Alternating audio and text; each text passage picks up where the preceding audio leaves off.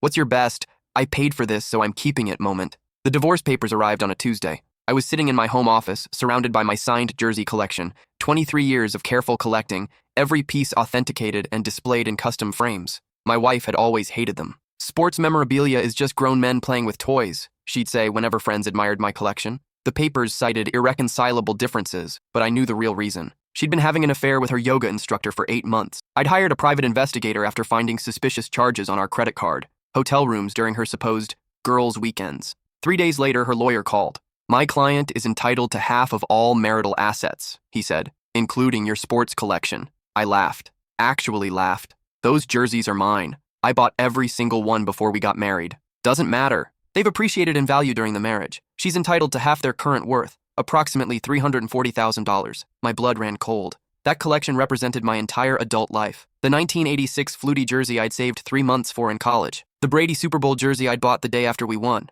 The Bird jersey my dad gave me before he died. She can have the house, the cars, even my retirement account, I told him. But she's not touching my jerseys. Then you'll lose everything in court, he replied. That night, I sat in my office staring at my collection. Each jersey told a story, not just of the players, but of my life. The Orr jersey from when I got my first promotion. The Bird jersey from Dad's final Christmas. The Patriots collection I'd built during our championship runs. I called my buddy Trevor, who owned a sports memorabilia shop. I need a favor, I said. A big one. The next morning, I started my plan. First, I carefully removed every jersey from its frame and photographed them from every angle. Then I drove to Trevor's shop with a box containing something that would change everything. You sure about this? Trevor asked, examining my jerseys. Positive. She wants to play games? I'll show her how games are really played. I spent the next week executing my strategy. By the time her lawyer filed the motion to seize my collection, everything was already in motion. The court hearing was scheduled for the following Monday. My wife sat across from me, smug confidence radiating from her designer suit. She'd already picked out which jerseys she wanted to sell first. Your Honor, her lawyer began, my client is entitled to half the value of the defendant's sports memorabilia collection, valued at $340,000. The judge looked at me. How do you respond? I stood up, reached into my briefcase, and pulled out a folder thick with documentation. Your Honor, I'd like to present evidence that completely changes the nature of this case. Her lawyer's face dropped. What evidence? The judge asked. I opened the folder and spread dozens of receipts across the table. These are purchase receipts for 37 high-quality replica jerseys purchased over the past 10 days from various online retailers. Total cost, $2,147. The courtroom went silent. I don't understand, the judge said. I smiled for the first time in months. Your Honor, my wife is absolutely correct that she's entitled to half of our marital assets. The problem is she's been living in our house for 8 years, looking at my jersey collection every single day, and she never bothered to actually examine what she was looking at. I pulled out a magnifying glass and handed it to the judge, along with one of the jerseys from evidence. If you look closely at the signature on this Tom Brady jersey, you'll notice something interesting. The judge examined it carefully, then looked up at me with curiosity. The signature appears to be printed, not handwritten. Exactly. Because it is printed. This is a replica jersey with a printed facsimile signature. Every single jersey in that collection is a replica worth maybe $20 each. My wife shot to her feet. That's impossible. I've seen those jerseys for years. They're in expensive frames with certificates. You've seen replica jerseys in expensive frames with replica certificates, I corrected. The frames cost more than the jerseys. Her lawyer was frantically shuffling through papers. Your Honor, our appraiser valued this collection at over $300,000. Based on what information? I asked. Did your appraiser physically examine the jerseys? Or did they just take my wife's word that they were authentic? The silence stretched. We provided photos and descriptions, the lawyer admitted. I handed the judge another folder. These are the authentication documents for my real jersey collection. As you can see, every authentic piece was purchased before my marriage and has been stored in a climate-controlled facility for the past 8 years. The judge flipped through the papers, his eyebrows rising with each page. Mr. Richardson, are you telling this court that your wife lived with replica jerseys for 8 years and never knew the difference? That's exactly what I'm telling you, Your Honor. My real collection has been in storage since 2015. What she saw every day were replicas I hung up to. Well, to protect the real ones from exactly this situation. My wife's face had gone pale. You've been lying to me for 8 years? No, I said calmly. I never claimed those were the real jerseys. You just assumed they were. Remember when I said I was getting them properly preserved? I meant in storage. The ones on display were placeholders. Her lawyer was scrambling. Your Honor, this seems like fraud. He deliberately deceived my client about the value of assets in their home. Actually, I replied, pulling out yet another document, I was completely transparent. This is a copy of our household insurance policy, filed jointly every year. Notice how there's no coverage for valuable collectibles? That's because I specifically excluded them, since they weren't in the house. The judge reviewed the insurance documents. It appears Mr. Richardson has been consistent in his documentation. Mrs. Richardson, did you review these insurance policies when you signed them? My wife looked like she wanted to disappear. I don't read the insurance papers. I just sign where he tells me to. So you signed legal documents stating there were no valuable collectibles in your home, while simultaneously believing there were valuable collectibles in your home? The judge's tone suggested he was losing patience. I pulled out my phone and showed the court a video.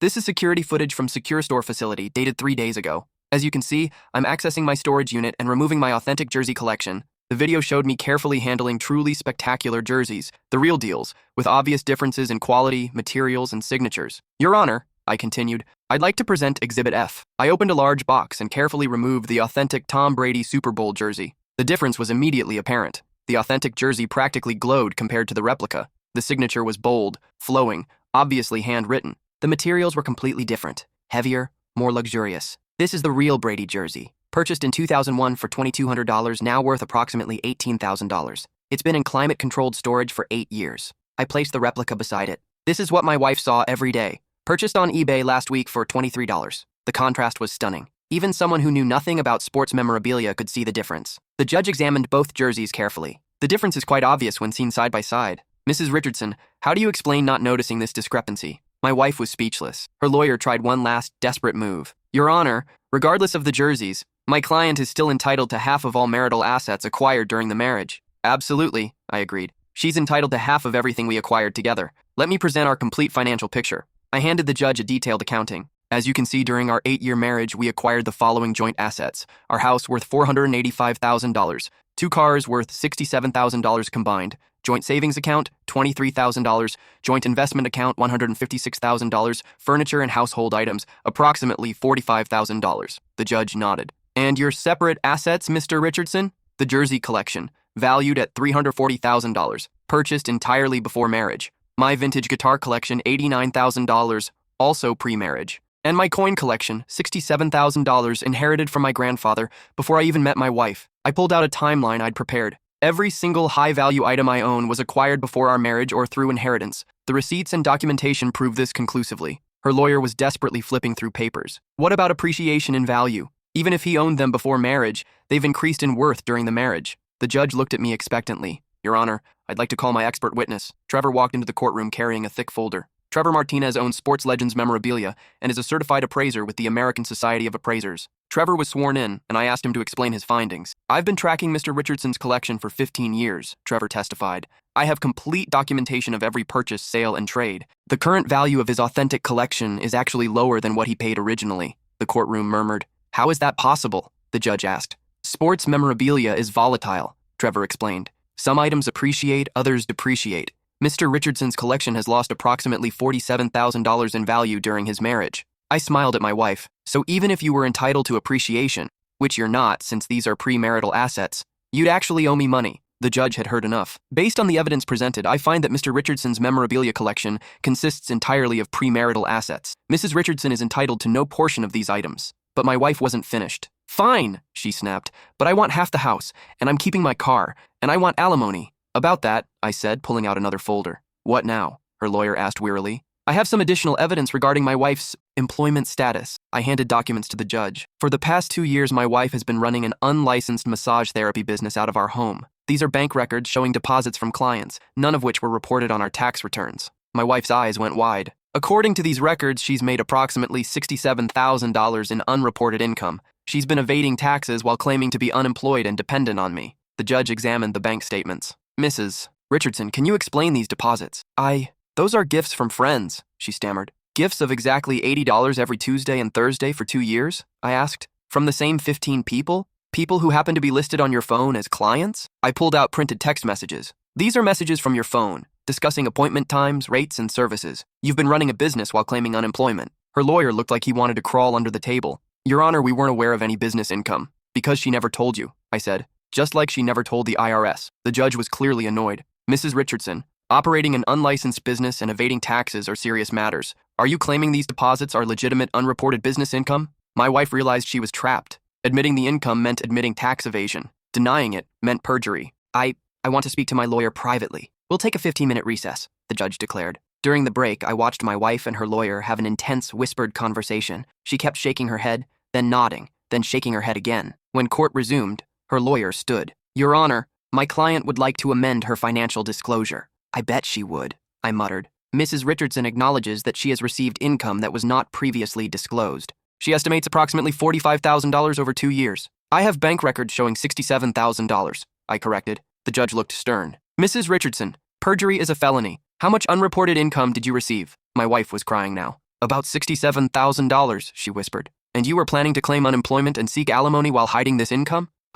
Yes. The judge made notes, clearly unimpressed. Let's discuss asset division. Mr. Richardson, what's your proposal? Your Honor, based on my wife's undisclosed income and tax evasion, I believe she's forfeited her right to alimony. I propose we divide only legitimate marital assets. I presented my final document. The house has $285,000 in equity. She can have $142,500. Her half. The cars, she keeps hers, I keep mine. Joint account split equally. But I keep all premarital assets, and there's no alimony due to her fraud. And the unreported income? The judge asked. She can keep it, but she'll need to pay taxes on it and probably penalties. Her lawyer was frantically calculating. Your Honor, the tax implications alone could cost my client $25,000 in penalties and interest. That's her problem, I said. She created this mess by lying for 2 years. The judge reviewed everything one final time. Here's my ruling. Mr. Richardson retains all premarital assets, including his memorabilia collection. Marital assets will be divided equally. Mrs. Richardson is entitled to no alimony due to her material misrepresentation of income. Both parties are responsible for their own attorney fees. As we left the courthouse,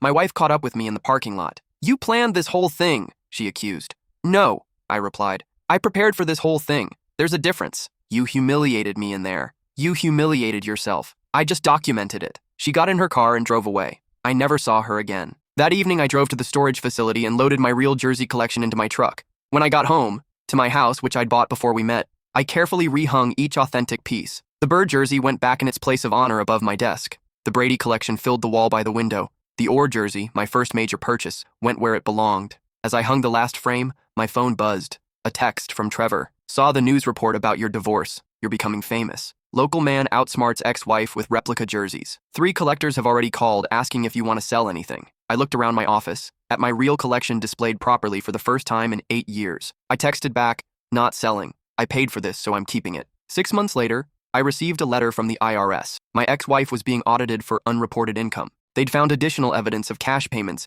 and were investigating potential fraud charges. I didn't feel sorry for her. A year later, Trevor called with an interesting offer. Remember that Brady Super Bowl jersey? A collector in California wants to buy it for $28,000. Your collection has apparently appreciated significantly since the divorce publicity. Not interested, I told him. Come on, man. $28,000 for something you paid $2,200 for? Trevor, let me explain something. Those jerseys aren't investments. They're not commodities. They're pieces of my life. I walked into my office and looked at the Brady jersey. This jersey represents the night I watched the Patriots win their first Super Bowl in my dad's basement, 2 months before he died. He was so excited he cried during the trophy ceremony. I touched the frame. The bird jersey was Dad's gift to me when I graduated college. He saved for months to buy it. Said every man needs something that connects him to his heroes. I get it, Trevor said softly. The Orr jersey was the first thing I ever bought with my own money from my first real job. I ate ramen for 3 months to afford it. I sat down and really looked at my collection. When I put these in storage to protect them from my wife, I lost part of myself. I forgot why I collected them in the first place. So you're keeping everything?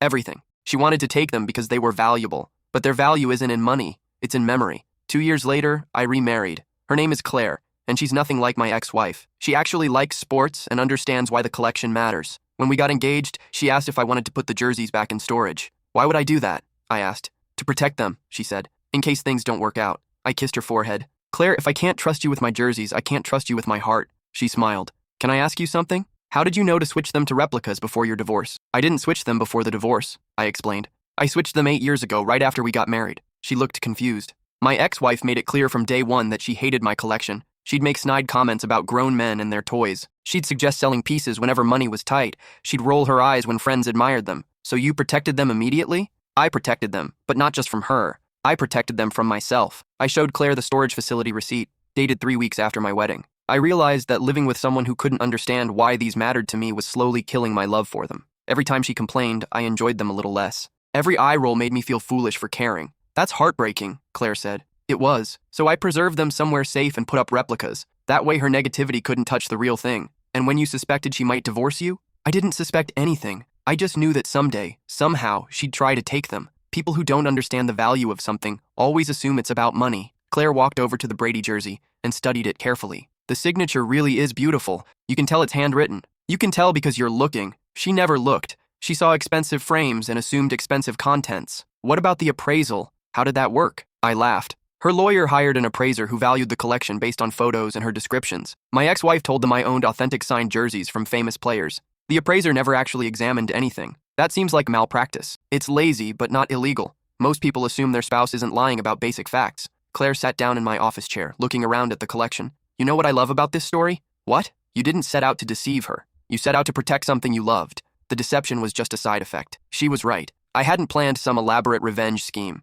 I'd simply refused to let someone who didn't value my passions slowly destroy them. Can I tell you something? Claire asked. Of course. I would have done the same thing. 3 years into our marriage, Claire surprised me with something incredible. Close your eyes, she said, leading me into my office. When I opened them, there was a new frame on the wall. Inside was a signed Larry Bird jersey, not just any jersey, but one from his final game. How did you? Trevor helped me track it down. It's authenticated, documented, everything. I was speechless. But that's not the best part, she continued. She handed me the receipt. I bought it with money I saved by eating lunch at home for 8 months, just like you did with your first jersey. I looked at her. This woman who understood that the sacrifice was part of the value. Why? I asked. Because I wanted to add to your collection the right way, with intention, with sacrifice, with love. That night, as we hung the new jersey next to the others, Claire asked me something that made me think. Do you ever regret not just selling the whole collection during the divorce? You could have taken the money and started over. I considered her question seriously. You know what? No. Because selling them would have meant she won. Not the divorce. She was welcome to that. But she would have succeeded in making me believe they were just things. But they are things, Claire pointed out. No, they're connections. To my dad, to my memories, to who I was before I met her. She wanted to reduce them to dollar signs. I looked around the room at my collection, now expanded with Claire's thoughtful addition. When I see these jerseys, I don't see money. I see my father crying during that Super Bowl. I see myself as a broke college kid, choosing between food and that Flutie jersey. I see the pride in Dad's eyes when he gave me the Bird jersey. And now? Now I see you understanding why they matter. I see someone who gets that the value isn't in what they're worth, but in what they represent. Claire smiled. So your best I paid for this, so I'm keeping it moment wasn't about the money at all. Exactly. It was about refusing to let someone who never understood their value take them away from someone who did. 5 years later, my ex-wife contacted me through Facebook. She'd apparently seen an article about my collection in Sports Illustrated. Apparently, the divorce story had made me somewhat famous in collector circles. Her message was brief. I saw the article. Those jerseys are worth even more now. I still think I deserved half. I showed Claire the message. Are you going to respond? She asked. I thought about it for a moment, then typed back. You're absolutely right. They're worth more now, but not in dollars. They're worth more because they're hanging on the wall of someone who loves them, instead of sitting in storage waiting to be sold by someone who never understood them. I paused, then added, I paid for this life, so I'm keeping it. I never heard from her again. Today, my collection includes 43 pieces. Each one has a story. Each one represents a moment, a memory, a connection to something bigger than myself. People ask me all the time if I'd ever sell any of them. The answer is always the same. I paid for this, so I'm keeping it. But what they don't understand is that this isn't just the jerseys. It's the memories. It's the connection to my father. It's the principle that some things aren't commodities. It's the lesson that protecting what you love sometimes means being smarter than those who would take it away. And most importantly, it's the knowledge that when someone shows you who they are, you should believe them and plan accordingly. My ex-wife showed me she didn't value what I valued, so I made sure she couldn't destroy what mattered to me. Claire shows me every day that she understands what matters. That's why she gets to see the real collection. That's why she gets to add to it. That's why she gets to share in the stories each piece represents. Because when you find someone who values what you value, you don't hide the good stuff in storage. You hang it on the wall where you can both enjoy it. And you never, ever let anyone convince you that love can be measured in dollars. Because some things are priceless, not because of what they cost, but because of what they mean. And those things are worth protecting, no matter what it takes.